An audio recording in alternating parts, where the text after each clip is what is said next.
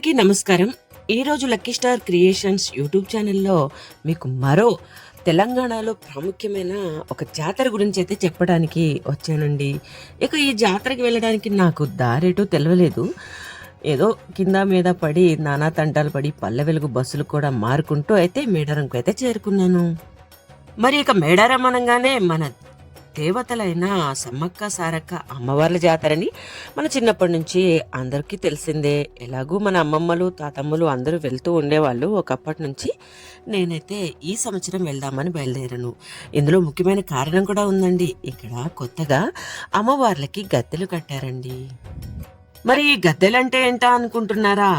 మన భారతదేశంలో చాలా వరకు గుడి గుడి తలుపులు, గుడిలు ఇంకా అనేకమైన లేకపోవటం ఇలాంటివన్నీ చూసుంటాము. కానీ ఇక్కడ ప్రత్యేకత ఏంటంటే ఇక్కడ అమ్మవార్లకి గుడి ఉండదు, గుడి తలుపు ఉండదు. అందరూ కూడా బయట నుంచి దర్శించుకునే విధంగా ఉంటాయి.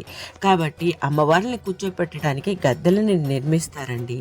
అదే చుట్టుపక్కల ఎత్తైన గద్దెలను నిర్మించి ఈసారి చాలా కళాత్మకంగా చాలా ఆహ్లాదకరంగా ఉందండి చూడటానికి. ఆ యొక్క ఇదిని దర్శించుకుందామని నేను కూడా ఈ సంవత్సరం అయితే ఇక్కడికి వచ్చేసానండి.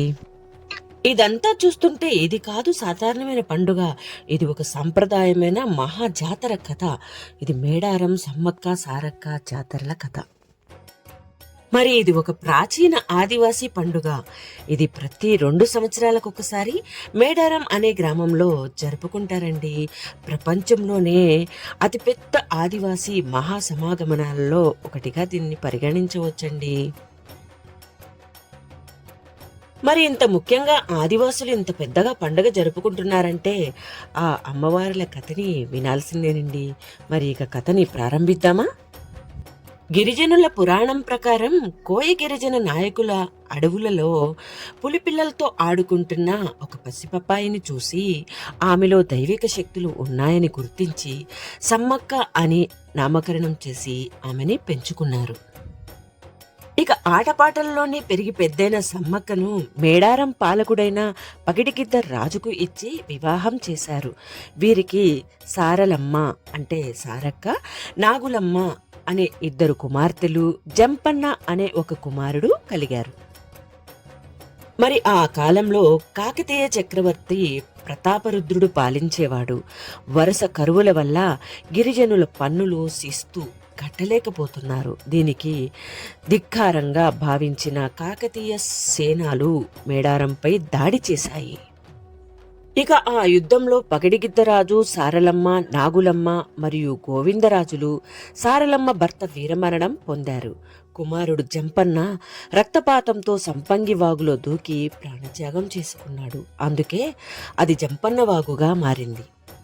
యుద్ధరంగంలో వీరోచితంగా పోరాడిన సమ్మక్క గాయపడి చిలుకల గట్టు వైపు వెళ్తూ అంతర్ధానమైపోయింది. ఆమెను వెతుకుతూ వెళ్లిన గిరిజనులకు అక్కడ కేవలం ఒక కుంకుమ భరిణె, పులి అడుగులు జాడలు మాత్రమే కనిపించాయి. అప్పటి నుండి సమ్మక్కకు కుంభమేళా తర్వాత అత్యధిక సంఖ్యలో భక్తులు హాజరయ్యే జాతర ఇదేనండి. మరి ఈ జాతర ప్రతి 2 సంవత్సరాలకు ఒకసారి మాఘశుద్ధ పౌర్ణమి రోజున జరుగుతుందండి. ఇక్కడ అమ్మవారికి ప్రసాదముగా భక్తులు తమ బరువుకు సమానమైన బెల్లాన్ని అంటే బంగారం అని పిలుస్తారండి, అమ్మవార్లకు సమర్పిస్తారండి. మరి తెలంగాణ ప్రభుత్వం ఈ జాతరకు అత్యంత ప్రతిష్టాత్మకంగా నిర్వహిస్తుందండి. ఈ సంవత్సరం 2026లో ప్రత్యేకంగా అమ్మవార్లకి గద్దెలనైతే నిర్మించారండి. మరి ఆ గద్దెలను చూపిస్తానికి నేనైతే ముందుకు వచ్చాను. చూడండి, అతి పెద్దవైన గద్దెలు కిల్లాల్లాగా కట్టడాల్లాగా చాలా అద్భుతంగా నిర్మించారండి శిల్ప కళాఖండాలు. అంతేకాకుండా అంత పెద్ద గద్దెలకి పూలతో అలంకరించి సమ్మక్క సారలమ్మ జాతరకి అందరినీ కూడా స్వాగతం పలుకుతున్నారు. అంతేకాకుండా తెలంగాణ ప్రభుత్వం వాళ్ళు ఇక్కడికి వచ్చే జనాలకి, జాతరకు వచ్చేసే వాళ్ళకి అన్ని విధాలుగా కూడా గవర్నమెంట్ నుంచి టెంట్లు కానీ అంటే గిరిజనులు ఎక్కువ వస్తారు అనేసి వాళ్ళకి తగ్గట్టుగా తక్కువ రేట్లలో రెంట్లుకి టెంట్లు అండ్ ఇక్కడ రూమ్ సదుపాయాలు, స్నానపు గదులు అండ్ బట్టలు మార్చుకోవడానికి అన్ని రకాలుగా కూడా ఏర్పాట్లు అయితే చేసేసారండి. ఇక రేపటి నుంచి జాతరకి వచ్చే జనాలకి ఎటువంటి లోటు లేకుండా ఉండటానికి షెడ్లు కూడా నిర్మించారు. అలాగే టాయిలెట్ల కాడ నుంచి వాటర్ కాడ నుంచి అన్ని సదుపాయాలు కూడా నిర్మించారండి. ఇక్కడ చూస్తున్నారు కదా, కాటాలలో వారి వారి మొక్కులను బట్టి వారి వారి బరువును, అంటే పెద్దవాళ్ళు అవనివ్వండి, పిల్లల అవనివ్వండి, వాళ్ళ బరువును బట్టి బంగారం అంటే బెల్లాన్ని తూకం వేసి ఇక్కడ అమ్మవారికి అయితే ప్రసాదంగా సమర్పించుకోవడం ఇక అనాదిగా వస్తున్న ఆచారం అండి. అయితే నేను కూడా ఈ సంవత్సరము ప్రత్యేకంగా వచ్చాను కాబట్టి చిన్న బంగారం అయితే తీసుకుని అమ్మవారికి సమర్పించుకుని కొంచెం ప్రసాదంగా అయితే ఇంటికి తీసుకొని వెళ్ళానండి. చూసుకుంటూ లోపలికైతే రాగానే సమ్మక్క కుంకుమభరణి అయితే ఇక్కడ పెట్టి పూజిస్తున్నారండి. నేను కూడా వెళ్ళి చేత్తో తాకి అమ్మవారిని మొక్కుకొని అలా దర్శించుకొని అమ్మవారికి ప్రసాదాన్ని సమర్పించుకొని మళ్ళీ కొంచెం ముందుగా లైన్గా పెట్టారండి ఇక్కడ అమ్మవార్లని. సమ్మక్క, తర్వాత సారలమ్మ, తర్వాత నాగులమ్మ, తర్వాత జంపన్న, ఈ రకంగా కుంకుమభరణిలుగా పెట్టి ఒక స్తూపాల్లాగా పెట్టేసి ఉంచారండి. ఇక్కడ ఆచారం ప్రకారంగా అమ్మవార్లకి ఒక రూపం అంటూ ఉండదంట. కుంకుమభరణిలుగా మారిన అమ్మవార్లని ఇలాగే పూజిస్తారనేసి ఇక్కడ అంటున్నారు. నేను కూడా చూడటం కొత్త కాబట్టి నేను ఎక్కువగా దీని గురించి చెప్పలేకపోయాను. నాకు కూడా తెలియదు. తప్పులు ఏమైనా ఉంటే మన్నించండి. మరి ఇక్కడ అమ్మవారికి బంగారం సమర్పించుకున్న తర్వాత బయటికి రాగానే ఇక్కడ ఎదుర్కోళ్ళనైతే అమ్మవారికి సమర్పిస్తారంటండి. ఇక్కడ చాలామంది అయితే లేడీస్ బయట నుంచొని ఉన్నారు. ఎదుర్కోళ్ళని కూడా సమర్పిస్తారు. ఇది కూడా తీసుకెళ్ళండి అనేసి. అలాగే మేము గుళ్ళోకి ఎంటర్ అయ్యేటప్పుడు కూడా అమ్మవారికి చీర, గాజులు అండ్ కుంకుమ వారిని చిన్న చిన్న ప్యాకెట్లలో అమ్మవారికి దగ్గర పెడతారండి, తీసుకోండి అని చెప్పేసి చాలామంది అన్నారు. మాకు తెలియదు కాబట్టి 2 ప్యాకెట్లు అయితే తీసుకున్నాము. అవి కూడా అండ్ గాజులు, కుంకుమభరణి అన్నారు. అక్కడ సమ్మక్కకి, సారక్కకి ఇద్దరికి కూడా సమర్పించుకున్నాము. తర్వాత జంపన్నని కూడా దర్శించుకొని మొక్కుకొని అయితే వచ్చామండి. కానీ ఈ సంవత్సరము ఇక్కడ ప్రత్యేకించి కళకళలాడేది ఏంటంటే మెయిన్గా కొత్తగా కట్టిన గద్దెలండి. ఇవి చూడటానికి ప్రతి ఒక్కరు కూడా దేశాల నుంచి, మన రాష్ట్రాల నుంచి అందరూ కూడా ఇక్కడికి వచ్చి దర్శించుకుంటారు ఈసారి అని నాకు ఒక గట్టి నమ్మకం అనమాట. చూస్తున్నారు కదా, ఆల్రెడీ జాతర స్టార్ట్ అవ్వకముందే జనసందోహం చాలా చాలా అంటే చాలా ప్రవాహంగా వస్తుంది. ఇక జాతర స్టార్ట్ అయినాక అమ్మవారిని చూడడానికి కూడా అవ్వదేమోనని నేను కొంచెం ముందుగానే వచ్చేసి నేను చూసిన దాన్ని 10 మందికి తెలియజెప్పాలి, అలాగే చూడని వాళ్ళు ఉంటే కనులారా దర్శించుకుంటారని ఒక చిన్న హోప్తో నా యొక్క లక్కీ స్టార్ క్రియేషన్స్ యూట్యూబ్ ఛానల్లో అమ్మవార్ల చరిత్రని చెప్దామని వచ్చానండి. నా యొక్క ఈ చిన్న ప్రయత్నం మీకు ఉపయోగపడుతుందని అనుకుంటున్నాను. అంతేకాకుండా ఇక్కడ బయటికి వచ్చినాక కొన్ని వింత విశేషాలు చూశానండి. మనకి లాస్ట్ టైము అంటే చిన్నప్పుడు తిరునాళ్ళల్లో రంగుల రాట్నాలు కానీ అనేక ఇతరత్ర ఆడుకునేవి కానీ అన్నీ ఉండేవి కదండి. ఆల్మోస్ట్ నాకైతే ఇక్కడ అన్నీ కూడా కనిపించాయండి.